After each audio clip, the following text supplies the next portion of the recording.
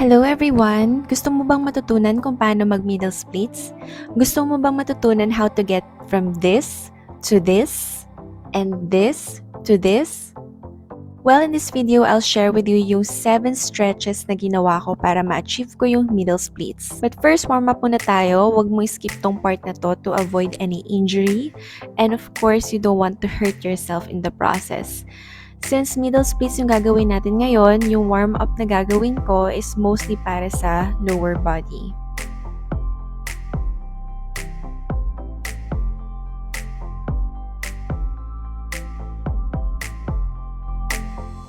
Now, kung hindi mo pa magawa ngayon yung middle splits, probably it's because tight pa yung hips at hamstrings mo. So, to loosen them up, you can do the goddess pose or plie squats. So, para siyang squats except naka-plie yung paa mo. From a standing position, place your feet around 3 feet apart. I-plie mo yung paa mo, then bend your knees until naka-parallel na yung thighs mo sa floor. Then sa arms mo, it's really up to you. Pwede mong ilagay sa thighs, sa hips, or you can do the goddess pose with a twist tulad ng ginagawa ko ngayon. Nakakatulong to to really open up my inner thighs para magawa ko yung middle splits. The next thing that you can do is the garland pose. So ito, para siyang goddess pose, pero mas deep yung squat. From a goddess pose, lower your butt toward the floor. Honestly, mas madali to kaysa sa goddess pose for me. Take your arms inside your knees. Place your palms together, parang in a prayer position. Then push your knees outwards with your arms. The next thing you can do is a side lunge. So from the garland pose, stretch mo lang yung isang leg mo. Make sure na straight yan and feel the stretch sa inner thighs mo. You can touch the floor para may balance ka. And also do it on the other side. Always practice the other side. Kasi sa middle splits, dapat both hamstrings natin, left and right natin, ma-loosen up para magawa natin yung middle splits. Then, kung medyo sanay ka na, you can also do the no hands tulad ng ginagawa ko ngayon. You have to find the sweet spot between pushing your body out of your comfort zone and forcing your body extremely to do a certain pose. Sometimes, maganda na i-push mo yung body mo out of your comfort zone, but also don't overdo it. So, dapat sakto lang.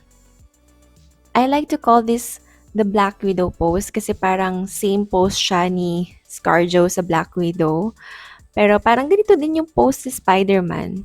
Anyway, basta you have to feel the stretch sa hamstring mo. Next is the pancake stretch. Umupo ka in a straddle position, then bend forward and use your hands for support like this. Okay lang yan kung hindi pa straight na 180 degrees yung kaya mong struggle. Kahit 90 degrees angle lang yung kaya mong gawin, okay lang yan. Go for it. As long as you do it consistently, from 90 degrees, magiging 100, then from 100, magiging 120. As long as you practice it every day, magagawa mo rin yung straight na 180 degree angle. The next pose is another version of pancake stretch, which is the pancake leg reach. So first, umupo ka ulit in a straddle position. I-turn mo yung torso mo sideways and reach for your toe. Okay lang din kahit hindi mo paabot yung paa mo, as long na ginagawa mo to consistently, maabot mo din siya. Then, don't forget to do it on the other side.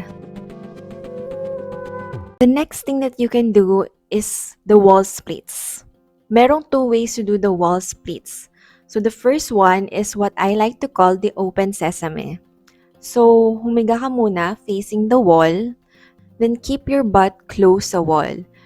Pwede mong gamitin yung braso mo para mapalapit yung butt mo sa wall. Then slowly slide yung legs mo pababa, katulad nito. You can do it while reading a book or pwede ka mag-cellphone. Then you can push your legs using your hands. Dito mo din malalaman kung ready ka na mag-middle splits. The second way of wall splits is coming near to the wall.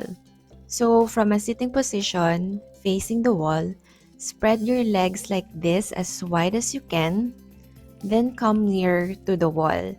Gamitin mo kamay mo para makalapit sa wall until super lapit mo na sa wall. Medyo weird lang yung pakiramdam kasi nakaharap ka sa wall and mahirap to para sa mga claustrophobic, but this is really helpful. Kung hindi mo pa kayang lumapit sa wall, probably hindi ka pa ready mag-splits, but just keep on practicing and be determined. Another way para malaman mo kung ready ka na mag-splits is sit in a straddle position and try mong i-spread yung isang leg mo as far as you could. I-practice mo lahat ng stretches na tinuro ko sa video na to consistently.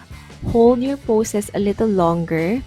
Natutunan ko mag-middle splits in 2 months kasi ginagawa ko siya everyday. Be patient, huwag kang magmadali kasi iba-iba tayo ng flexibility sa katawan. Kaya i-enjoy mo lang. Magandang middle splits to improve flexibility sa legs, especially sa hips and thighs. It also improves your balance and maganda siya for your joint health. If you like this video like this, please like, share, and subscribe to my channel and hit the notification bell for my next video. Thank you for watching. Bye!